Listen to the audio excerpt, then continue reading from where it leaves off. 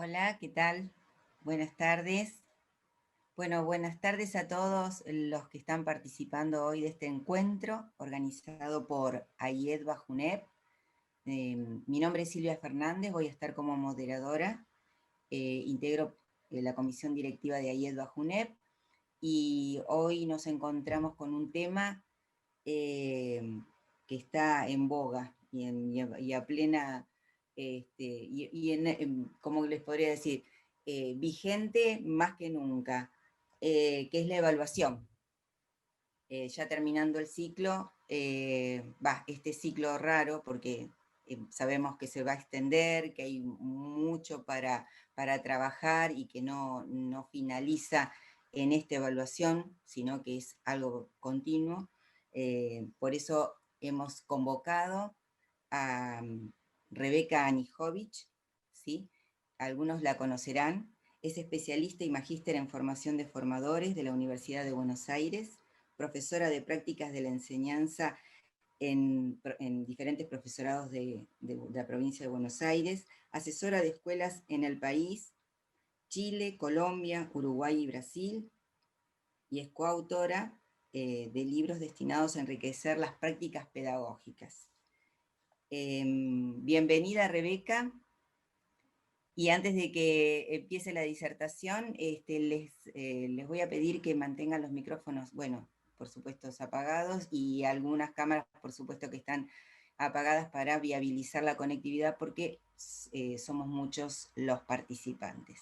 Bueno, gracias, y les quiero aclarar que después algunas preguntitas, si quieren ir poniéndolas en el chat, si en el transcurso de la disertación no quedó claro, lo pueden hacer. Así que bueno, le doy paso a Rebeca. Bienvenida, un honor, muchas gracias. Bueno, gracias Silvia. Bueno, buenas tardes a todas, a todos. Gracias por la invitación. Y yo voy a compartir pantalla con algunas cuestiones de evaluación, tal vez un poco distintas a las que ya se vienen trabajando, y sé que también ustedes han tenido otras oportunidades de compartir en talleres y en demás experiencias sobre evaluación.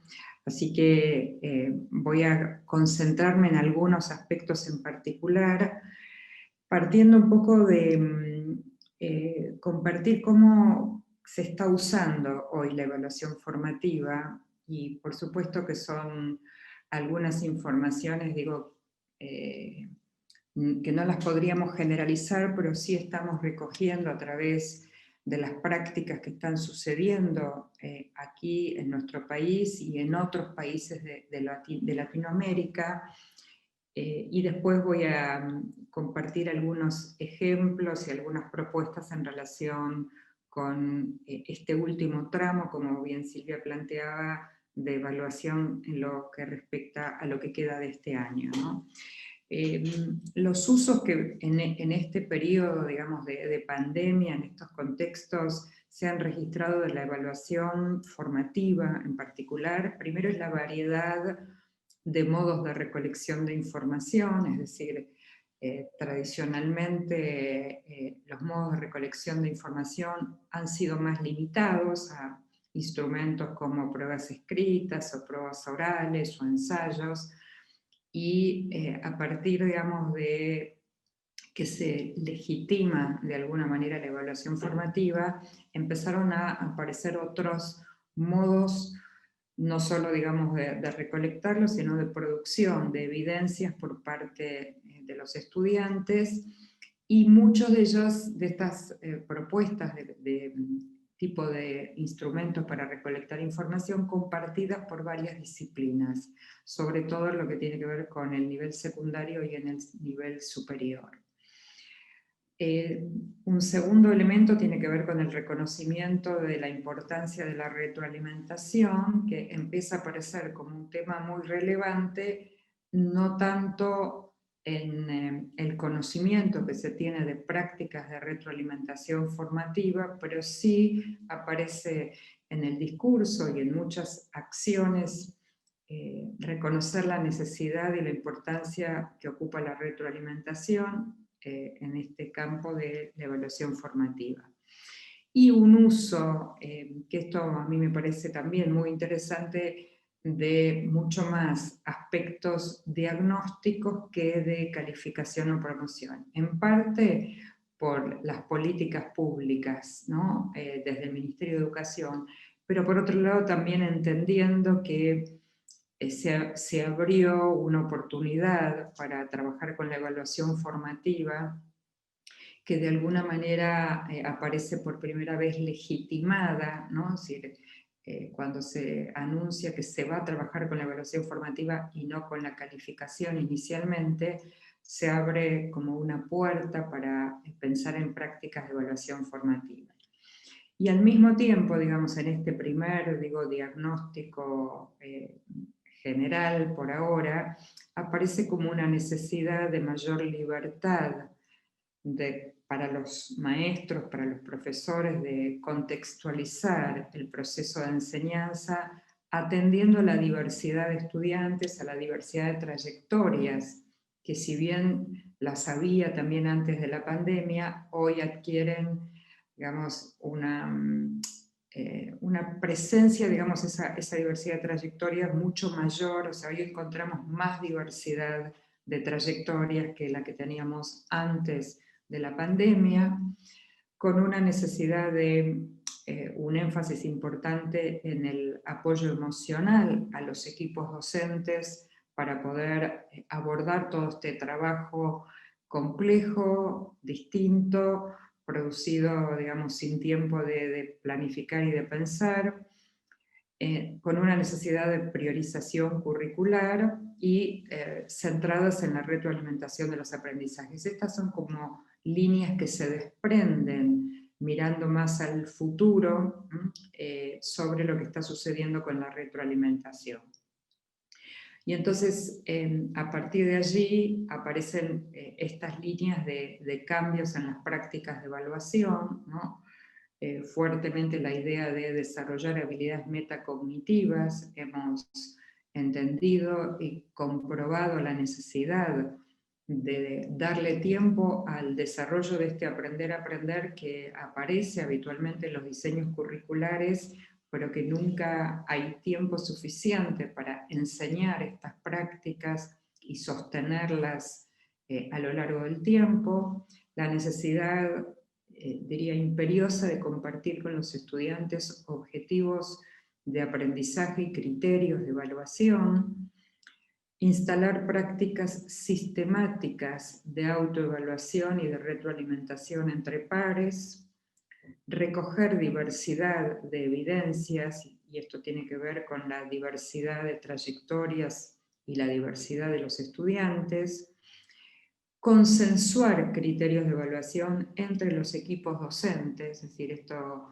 también en este modo más colegiado de abordar este contexto complejo por el cual estamos atravesando, y entonces, por un lado, por la propia necesidad de este cambio de un día para otro, digamos, de la escolaridad, y por otro lado, por la necesidad de unificar algunos criterios de evaluación, entendiendo que en estos momentos el estudiante está solo en su casa, teniendo que de alguna manera administrar criterios de evaluación de diferentes disciplinas, sobre todo en la escuela secundaria.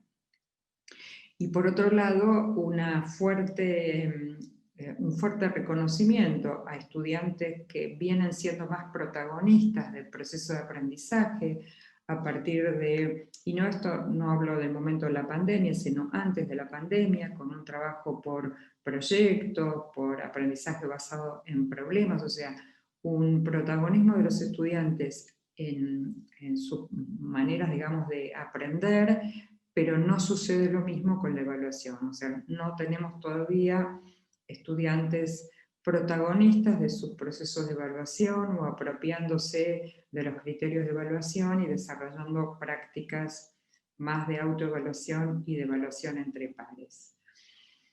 Este es un ejemplo, esto que les decía de las prácticas metacognitivas, del aprender a aprender. Aquí tienen como un ejemplo que podemos compartir de cómo los estudiantes, por ejemplo, evalúan su comprensión y su desempeño con base a este modo de pensar en la evaluación, inicialmente más como valoración y como acompañamiento que como acreditación. Entonces, el estudiante, por ejemplo, es capaz de identificar si le falta información, puede determinar si entendió o no, entendió correctamente o no conceptos importantes, puede establecer si las estrategias que usó son pertinentes o si tiene que cambiar de estrategia, tiene la capacidad de analizar otras estrategias posibles, de elegir las más adecuadas, de acuerdo con quién es él, cómo aprende, qué le resulta mejor para lograr esos aprendizajes, cómo planificar, cómo organizarse, digamos, esta descripción de un estudiante que tiene desarrolladas habilidades metacognitivas, si ustedes miran, esto por supuesto que es un modo de recorrido, estaríamos hablando de un estudiante que es capaz de autoevaluarse, que es capaz de ofrecer retroalimentación a otros, que es capaz de resolver estas cuestiones del aprender a aprender sin depender exclusivamente de un adulto docente que se lo diga, que le indique. Por supuesto que estas no son prácticas que se aprenden en un año, no se aprenden en un solo nivel de escolaridad, sino que son prácticas que hay que instalarlas desde el nivel inicial e ir sosteniéndolas a lo largo de toda la escolaridad. Fíjense que este modo de pensar la evaluación formativa vinculada al desarrollo de prácticas metacognitivas tiene como propósito, como objetivo, desarrollar aprendizajes autorregulados, ¿no? Que es la manera en que ese estudiante va a mostrar su autonomía. Entonces por ejemplo, es un instrumento que se usa muchísimo para pensar en estas fases de la autorregulación, ¿no? La primera pregunta es ¿a dónde voy? Que tiene que ver con cuando el estudiante planifica, organiza su aprendizaje, define objetivos o metas en función de los propósitos planteados por los docentes. Una segunda pregunta que tiene que ver con cómo lo estoy haciendo, o sea, mientras va avanzando en el aprendizaje de esa unidad o de ese proyecto, hay momentos para parar, mirar lo que está haciendo y evaluar en el sentido formativo, en el sentido del proceso, de cómo está haciendo ese recorrido. Y una tercera pregunta, que es cómo continúo, o sea, llegué hasta acá, bueno, por supuesto una revisión crítica de lo realizado, pero fundamentalmente una mirada a, bueno, ¿cuál es el próximo paso? ¿No? Y esta es una herramienta que se utiliza muchísimo en estos procesos, digamos, de desarrollo metacognitivos. Entonces, me voy a centrar en mostrarles dos tipos de ejemplos. Uno, fundamentalmente, primero poner en mapa estos asistentes de la evaluación formativa que conforman hoy este núcleo, este conjunto de herramientas, de instrumentos que estamos usando tanto para el campo de la autoevaluación como para el de la retroalimentación. Y van a ver que algunos de ellos, si bien yo me voy a enfocar en esta presentación en la autoevaluación, van a ver que algunos de los ejemplos cumplen ambos propósitos, la posibilidad de que el estudiante se autoevalúe y a su vez recibir retroalimentación. Y por otro lado voy a compartir después unos ejemplos más institucionales de cómo recoger en este periodo que nos queda algunas evidencias de aprendizaje, pensando ya más en la institución en su conjunto y en la proyección para el 2021. Entre los asistentes de la evaluación, nosotros tenemos hoy cuestionarios, listas de cotejo, rúbricas, protocolos, ticket de salida y portafolio, ¿no? Que son los instrumentos que más estamos usando, que inclusive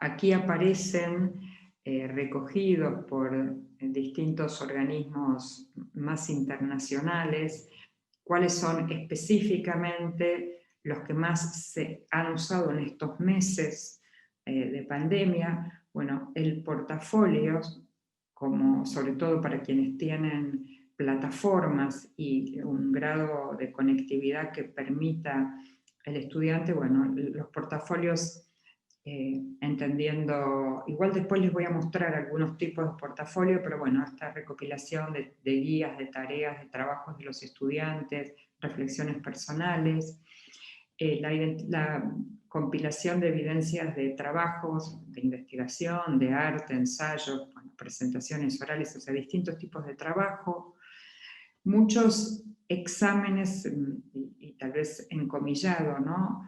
Con formularios de Google, ¿no? Con alternativas múltiples, verdadero y falso, preguntas y respuestas, mucha herramienta tecnológica, muy parecido a los exámenes de Choice y de esas cosas que por supuesto se hacían en formato presencial, trabajo por proyectos y muchas estrategias de autoevaluación, como bitácoras, cuestionarios, listas de cotejo y estrategias de retroalimentación utilizadas en algunos lugares con mucha asiduidad y en otros muy esporádicamente.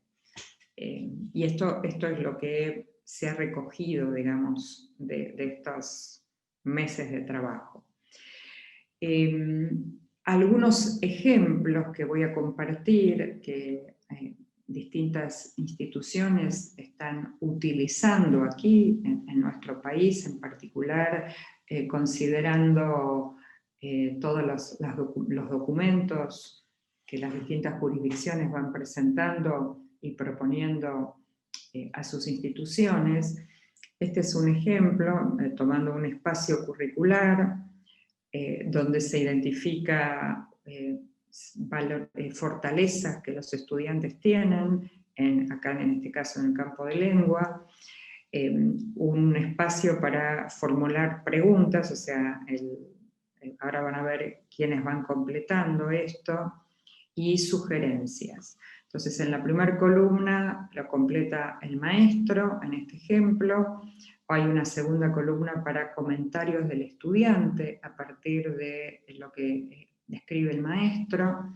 Hay una columna también para comentarios de la familia, dado que bueno, la familia es partícipe importante y se han tejido, digamos, nuevas alianzas con las familias, la posibilidad de compartir, incluir comentarios de la familia, o sea, que la familia pueda mirar estas valoraciones, estas preguntas y estas sugerencias y también incluir comentarios, y la posibilidad de compartir esto con algún compañero, es decir, poder mostrarle al compañero estas fortalezas identificadas, estas preguntas y demás, con la posibilidad de que el compañero formule alguna pregunta, agregue alguna sugerencia o simplemente compartir dos compañeros para ver cómo se han identificado sus propias fortalezas y demás. Este es un ejemplo que, por supuesto, como son ejemplos construidos por distintas instituciones, son flexibles, se pueden cambiar las columnas, se pueden cambiar los ítems que se proponen, pero es un modo en que como ustedes verán, aquí aparece la retroalimentación, pero también la posibilidad de incluir lo que el estudiante plantea y lo que la familia plantea. Aquí hay un ejemplo de autoevaluación a través de una pauta de cotejo. Este es un ejemplo hecho para primer ciclo, donde también hay una descripción en primera persona de lo que se supone que tiene que lograr como objetivo de aprendizaje y un espacio para que la maestra o el maestro escriba retroalimentaciones vinculadas no necesariamente a todos los ítems que están planteados acá, y la valoración aparece en distintos formatos, con preguntas, con sugerencias, con identificación de fortalezas o con ayudas y ejemplos de cómo avanzar y cómo mejorar. Aquí también hay un ejemplo, esto de escuela secundaria, también diseñado aquí en nuestro país, donde hay preguntas aquí, si pude comunicarme con mis profesoras regularmente, si logré resolver las actividades, si cuando tuve dudas recibí orientaciones de mi profesor, una escala de valoración, sin problemas, me costó, necesité ayuda en proceso para conseguirlo, y aquí también 3 frases incompletas para que la familia también participe, aportando algo que quieran decir, algo que disfrutaron, algo que quieran agregar, o cualquier otra formulación que en este caso estas escuelas han decidido este formato. Esto también es un instrumento de autoevaluación, es una escalera de metacognición que está planteada en 3 momentos del aprendizaje, con preguntas, en este caso está guiado con preguntas, los escalones previos al iniciar una tarea, donde se le propone al estudiante que primero responda a estas preguntas: ¿qué tengo que hacer? ¿Para qué tengo que hacer esta tarea? ¿Qué materiales, recursos necesito? Si necesito alguna ayuda, ¿no? Esto es una fase inicial antes de empezar el trabajo. En la medida que el trabajo avanza, preguntas cómo estoy avanzando, qué estoy resolviendo bien, qué dificultades encuentro, qué me falta para poder avanzar, o qué necesito para poder avanzar. Y al final de la escalera, qué aprendí, cómo lo aprendí, qué me resultó más difícil, más fácil, cómo lo puedo mejorar, para qué me sirvió o para qué me sirve, o en qué otras ocasiones lo puedo utilizar. Es decir, es un instrumento vinculado otra vez a modo de autoevaluación al desarrollo de las habilidades metacognitivas. Aquí un ejemplo con niños más pequeños, digo, escuela primaria, pero no del primer ciclo o del comienzo del segundo ciclo, donde aquí hay frases incompletas, 2 frases incompletas. Trabajé muy bien en, seguiré trabajando en, ¿no? Que tiene otro formato, no es una pregunta, no es para marcar a modo de una lista de cotejos, sino es para completar aquí algún nivel de reflexión por parte de los estudiantes. Está armado sobre preguntas: ¿cuál fue tu parte favorita, por ejemplo, del trabajo y por qué? ¿Cuál fue tu parte menos favorita y por qué? Y la tercera, que van a ver que es el ejemplo metacognitivo, ¿no? Si pudieras volver a hacer esta tarea, ¿qué harías de manera diferente y por qué? Si lo usamos, por ejemplo, en escuelas secundarias, podríamos pedirle que grabe un tutorial para explicarle a un compañero cómo hacer esa tarea. O sea, vamos utilizando, digamos, distintos tipos de preguntas más metacognitivas, pero siempre verán con una estructura que organiza, no es una pregunta abierta en general, sino tratamos de usar algunos pasos puntuales para poner foco en el trabajo de autoevaluación del estudiante. Esta es otra que también la estamos usando en escuelas secundarias en la provincia de Tucumán, por ejemplo, identificar en una materia en la que están trabajando por proyectos, identificar algo que aprendiste en esa materia. La segunda columna es cómo te diste cuenta que lo aprendiste, pregunta muy del campo de la metacognición. Y la última, si se lo podés explicar a un compañero con palabras, con un gráfico, ¿no? Esta idea de poder comunicarlo a otros, que es una buena manera de darnos cuenta si sabemos y entendimos lo que estamos haciendo.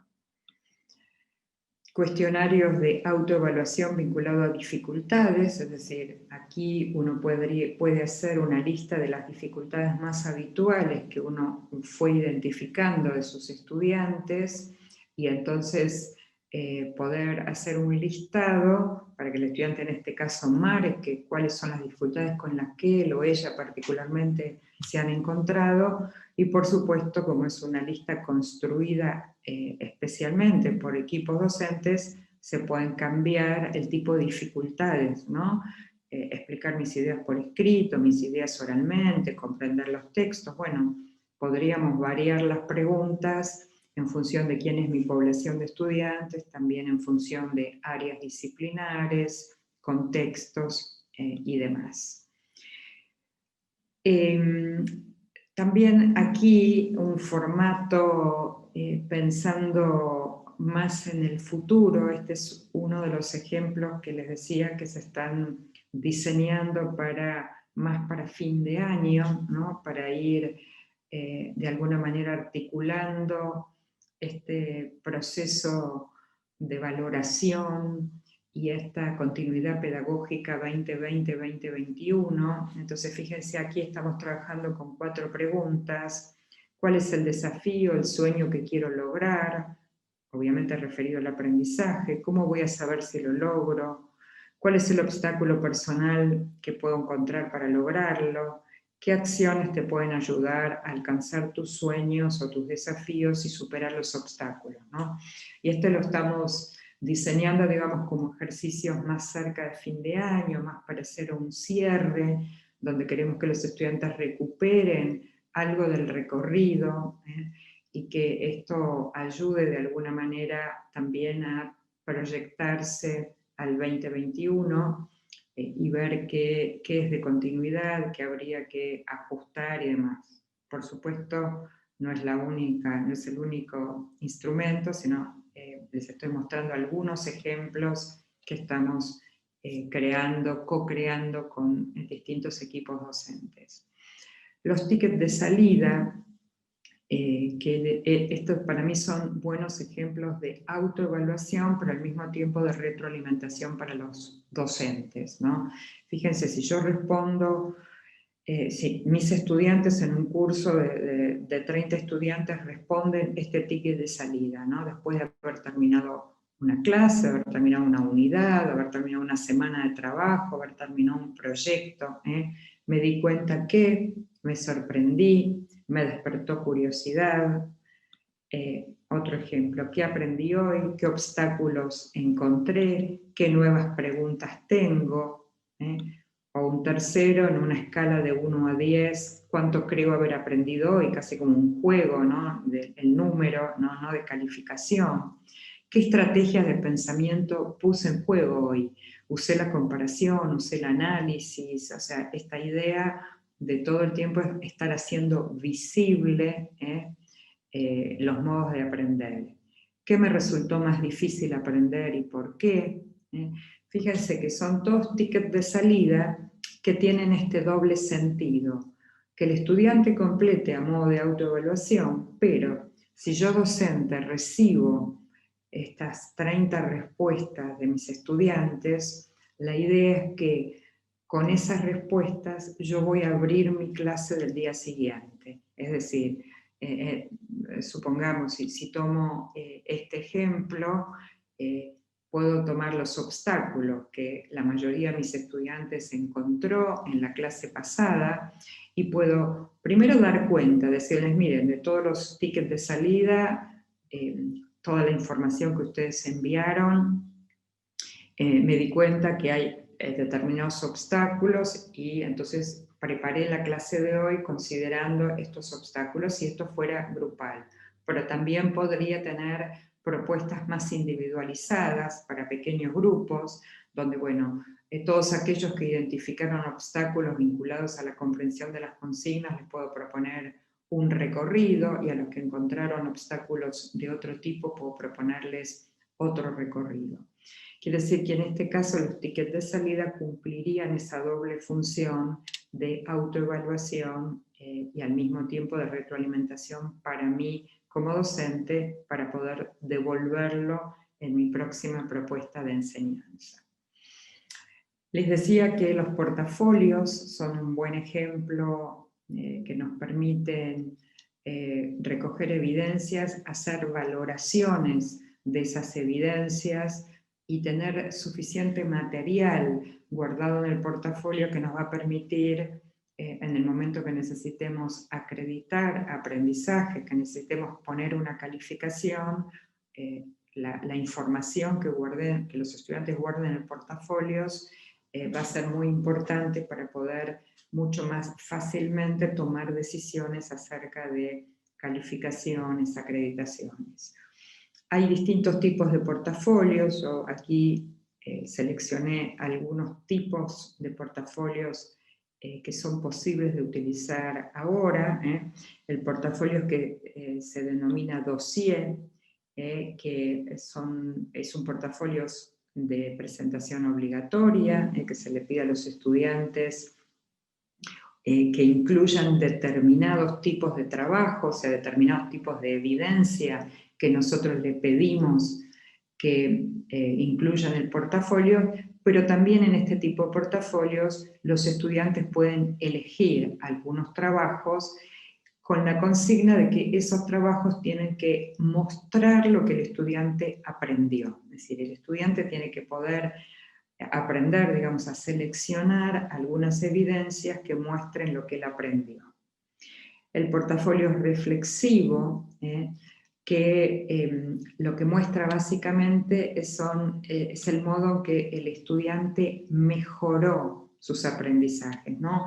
Un portafolio reflexivo sería, por ejemplo, que un estudiante incluya un texto, supónganse, de escritura al principio de año, en la mitad o a los 2 meses, e incluye un segundo texto, un segundo texto escrito que el criterio tiene que ser que sea mejor que el anterior y tiene que justificar por qué ese segundo texto es mejor que el anterior, por qué el tercero es mejor que el segundo y así sucesivamente. También podemos proponer un portafolio de capacidades, y podemos vincularlo a capacidades metacognitivas, cuánto el estudiante es capaz de hacer visible su pensamiento, de explicar con sus propias palabras cómo está aprendiendo, no solamente qué, si puede describir las estrategias que va usando, si puede darse cuenta y explicarnos qué estrategia le resulta más favorable a él para aprender mejor y cuál menos, etc. Y está el portafolio que se llama de desarrollo personal, que es una colección de trabajos que que los estudiantes eligen voluntariamente, pero en un periodo largo de tiempo, ¿no? Muchos que han iniciado trabajo con portafolios al poco tiempo, o con bitácoras, digamos, al poco tiempo que empezó la pandemia, la propuesta es que esos se van a continuar el año que viene para tomar la unidad otra vez 2020-2021 de producciones de aprendizaje. Por supuesto que el trabajo con portafolios incluye también criterios transparentes y públicos de cómo va a ser valorado ese portafolio, o sea, qué capacidades se van a tener en cuenta, como para todos los asistentes de la evaluación que estamos mostrando y compartiendo. Les decía antes que las familias, por eso había un par de, una lista de cotejo y un cuadro de doble entrada que incluía también la palabra de las familias. Aquí también hay un pequeño cuestionario directamente para las familias, en este caso el ejemplo son estas 3 preguntas. ¿Qué descubrieron acerca de cómo aprenden sus hijos, ¿no? Las familias han visto a sus hijos aprender en casa todo este tiempo y es bien interesante el relato, digamos, hemos hecho esto en muchas escuelas y las familias compartiendo qué descubrieron acerca de cómo, no del qué, sino del cómo aprenden sus hijos, cómo estudian, ¿no? Qué nueva capacidad identificaron en sus hijos, qué nuevos aprendizajes descubrieron que no son los aprendizajes escolares, sino si descubrieron que su hijo aprendió a hacer la cama, que su hijo aprendió a cocinar, que su hijo aprendió a cuidar a un hermano menor, a trabajar solo, a sentarse solo y a organizar solo su tarea escolar.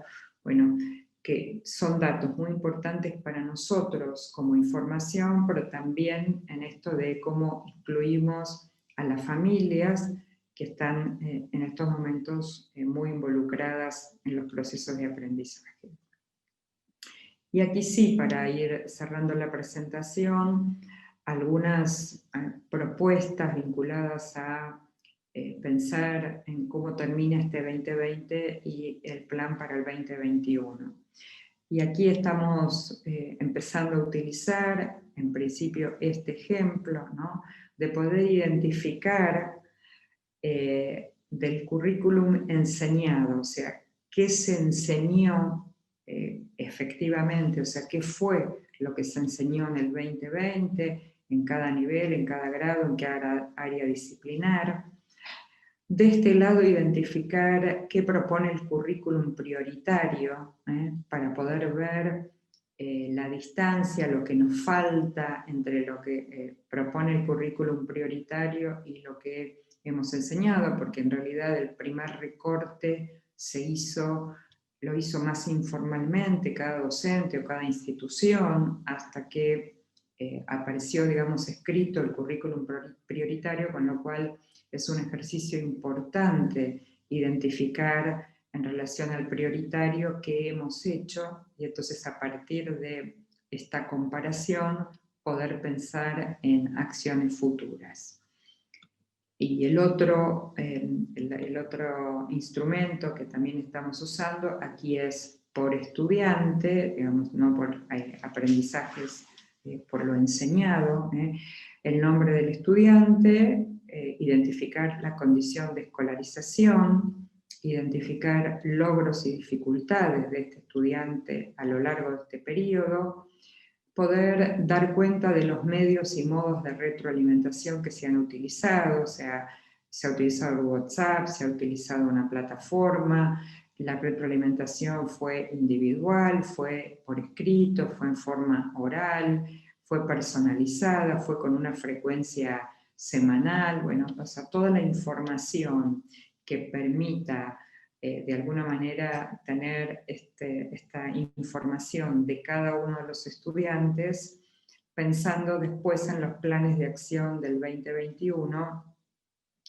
no solamente, digo, no únicamente, no estoy pensando en planes necesariamente personalizados, pero sí, digamos, en todas las conversaciones acerca de las posibilidades de retorno a cualquier situación de presencialidad o bimodal o híbrida, como se la quiera llamar, nosotros vamos a seguramente estar pensando en criterios de agrupamiento flexible, es decir, más allá de que un alumno pertenezca al tercer grado, a tercero A, de acuerdo con su trayectoria, de acuerdo con logros y dificultades en este 2020, se podrán pensar agrupamientos flexibles.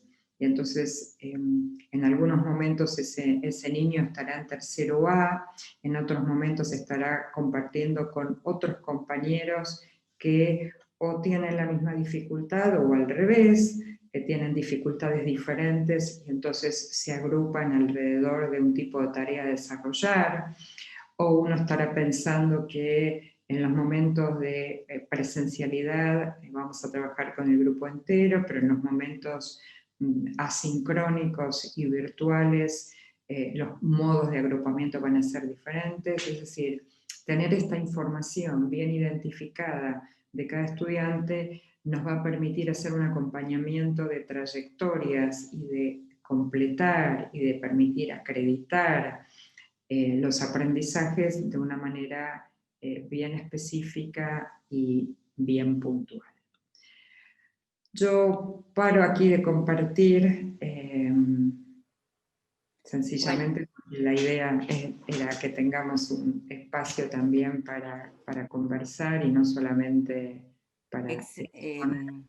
Excelente, estamos como así todos muy calladitos y en capilla, porque era algo que estábamos necesitando, ¿no? En este momento de tanta incertidumbre, a veces encontrar algunos elementos concretos que nos vayan guiando, es muy, muy importante. La verdad que para mí fue muy claro todo lo que dijiste, necesario, porque la verdad es esa, necesario, y de hecho las preguntas que hay solamente es saber si el material va a estar disponible para poder volver a retomar esta información y creo que para aplicarla. Así que quédense tranquilos, les digo a todos y a todas que bueno, que en un par de días toda esta conversación se publica en el canal de Ayedva por YouTube y el material también se los va a distribuir como para que lo puedan volver a revisar y reflexionar.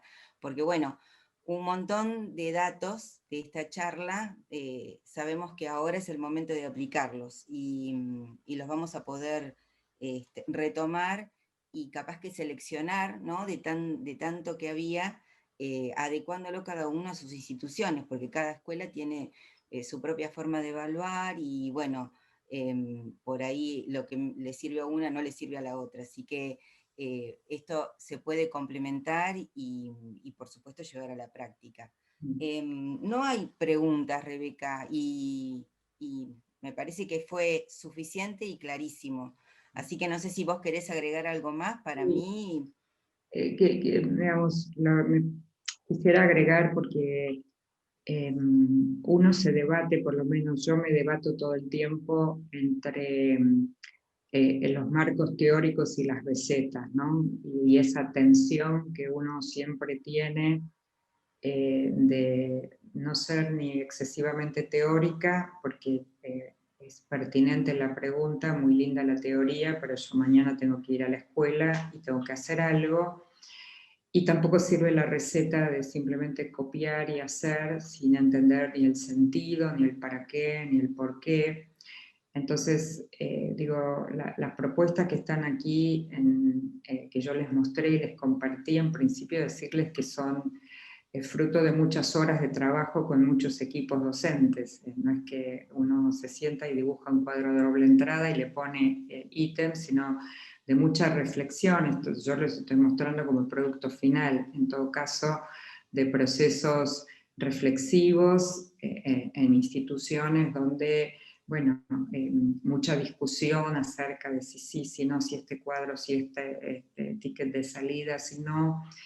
Con lo cual, digo, tomen esto como ejemplos producidos por colegas, que de ninguna manera pretenden ser ni modelos, así se hace, sino todo lo contrario, compartir, que me parece que esto es bueno y sobre todo en estos momentos, ¿no? De compartir lo que uno produce, lo que se genera en las instituciones y que otros puedan revisarlo, usarlo como quieran o simplemente que les sirva como un disparador para pensar sus propias producciones. Digo porque si uno no aclara esto y ve solamente el PowerPoint, bueno, aquí este es el modelo, no, lejos de que sea modelo, pero al mismo tiempo me parece valioso que si un equipo destinó tantas horas a pensar en estas cosas y está dispuesto a compartir, digamos, me parece súper valioso, pero quiero aclarar eso, ¿no?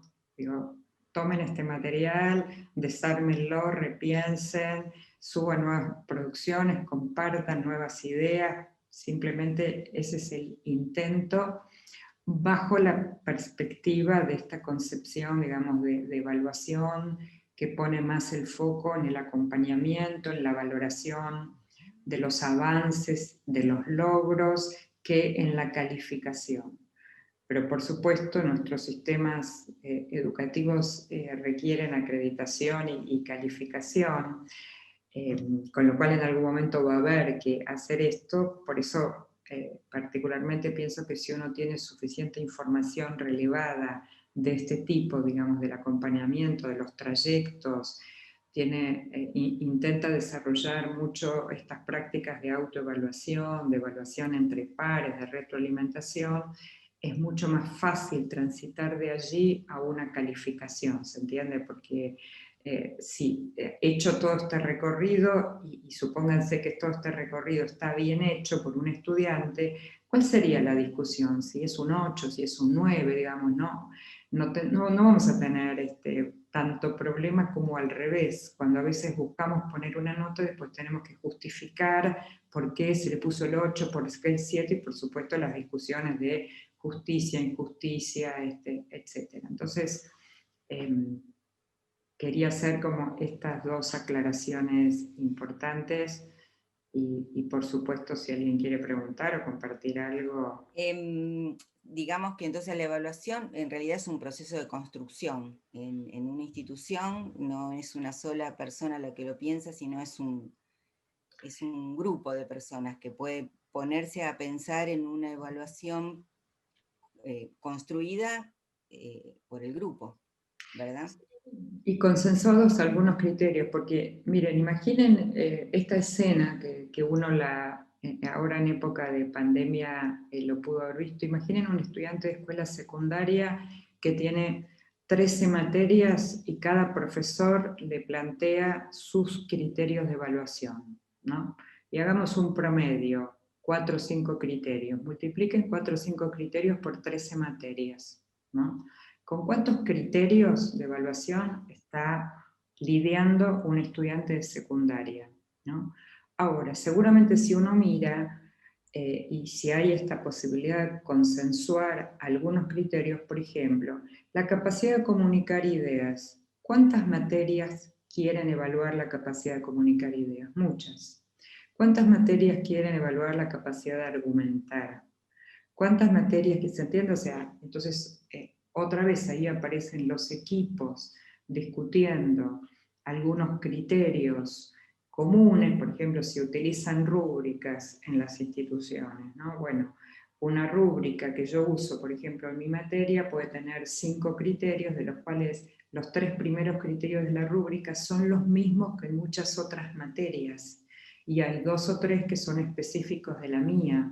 Entonces, también estamos pensando en ese sujeto estudiante, ¿no?, que recibe de nosotros este bombardeo de criterios, ¿no?, y que tiene que poder, porque nosotros queremos que los criterios sean transparentes, públicos, compartidos, no queremos más una evaluación oculta, ¿no?, donde uno evalúa y el estudiante no sabe qué es lo que se está mirando de su producción o de su desempeño.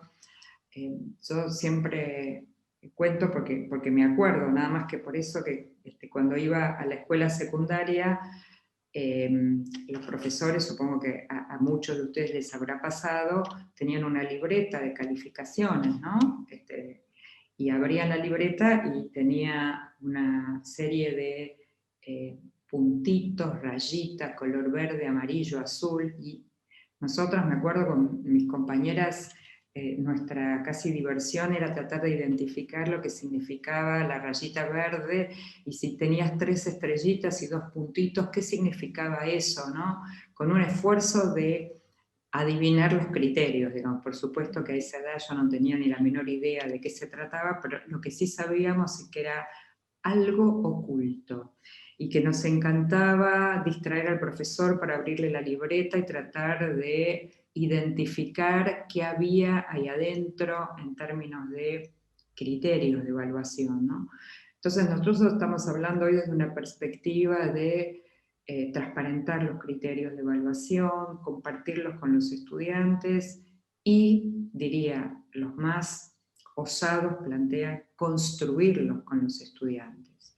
Y hay muchísimas experiencias muy valiosas de construcción conjunta de los criterios de evaluación, ¿no? Entonces, esto también habla de una postura ideológica frente a la evaluación, que no es simplemente instrumental ni técnica, y por eso es tan complejo cambiar las prácticas de evaluación, ¿no?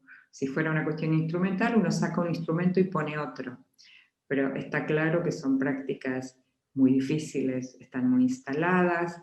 Cuando se pretenden cambiar estas prácticas, aparecen los padres pidiendo las notas, los estudiantes protestando, o sea, el cambio es un cambio muy profundo y no se cambia fácilmente las propuestas de evaluación. Entonces también esto es importante, digamos, compartirlo, discutirlo en equipo, ¿no? Cómo entendemos la evaluación de esta manera, ¿no? Exacto. Bueno, una pregunta que hay acá es sobre la evaluación en el nivel inicial. ¿Cuál es tu opinión? Puso una de los participantes. Sí. Porque bueno, como que las familias y los chicos están agotados. Pero Bueno, bueno, agreguemos a los docentes y a los directores y a los sí, a todos. todos, estamos agotados todos. Bien, la evaluación en el nivel inicial, en principio, uno debería pensar, no estamos pensando ni en la calificación, estamos pensando en la evaluación que diagnostica, que nos dice dónde está un niño y cómo avanza. Y nosotros hoy una parte de esa información solo la tenemos a través de las familias.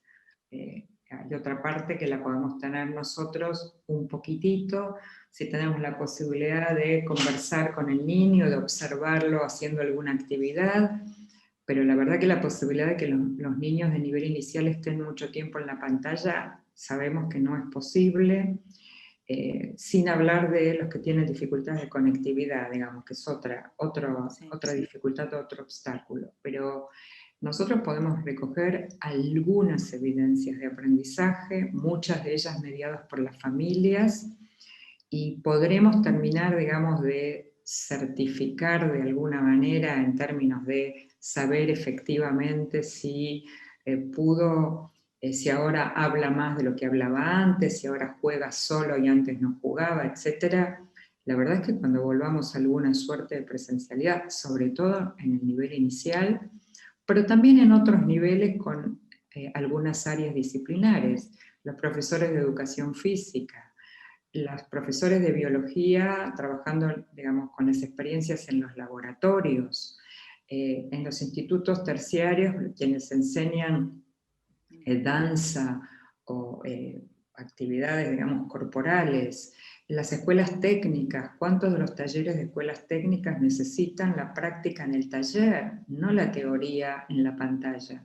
Bueno, yo creo que esto nos obliga también a repensar al momento de volver al 2021, digamos, en el formato que volvamos de presencialidad, que pareciera por ahora que va a ser algo mixto, ¿no? Un poco presencial, un poco virtual, creo que nos obliga también a hacer este ejercicio de planeamiento, digamos, yo no lo incluí porque el tema era la evaluación, pero es un ejercicio de planeamiento de tomar decisiones acerca de qué debería mantenerse en formato presencial, o sea, qué vale la pena enseñar en modalidad presencial, qué vale la pena seguir sosteniendo en modalidad virtual sincrónica, qué en modalidad virtual asincrónica, porque no es una división, agarro la unidad 1 y la mitad la hago presencial, depende del día que le toque, y la otra mitad virtual, sino son decisiones pedagógicas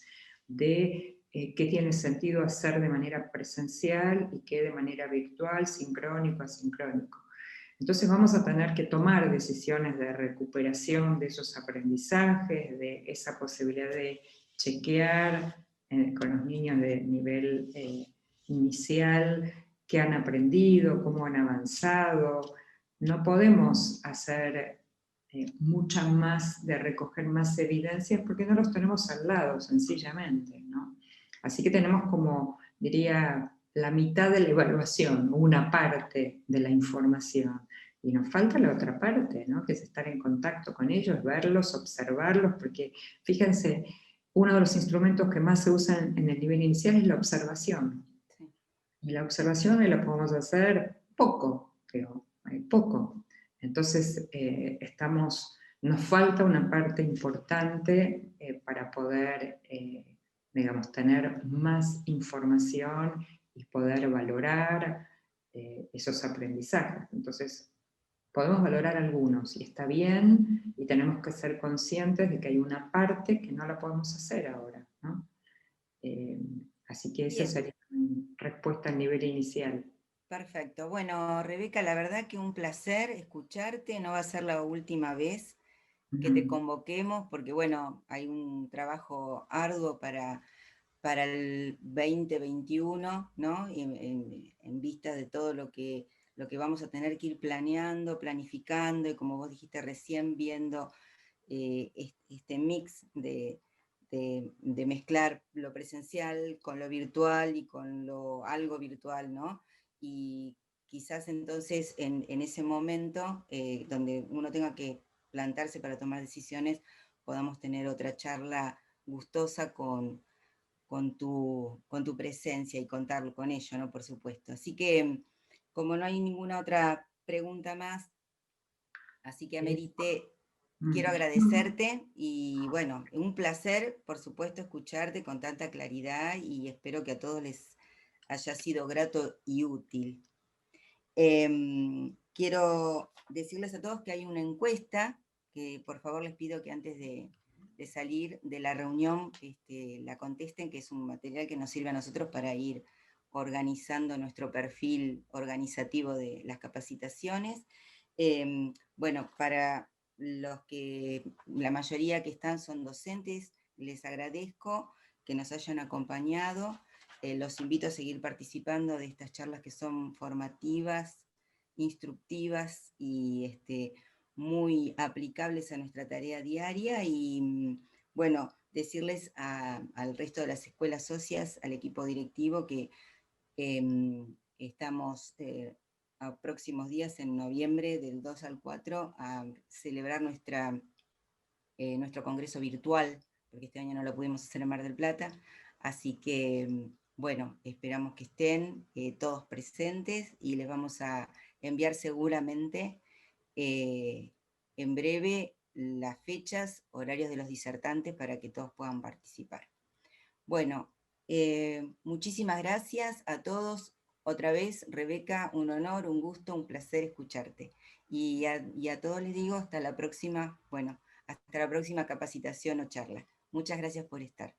No, gracias Silvia por la invitación. Un abrazo a cada uno de ustedes. Adiós. Bueno, muchas gracias. No, al contrario.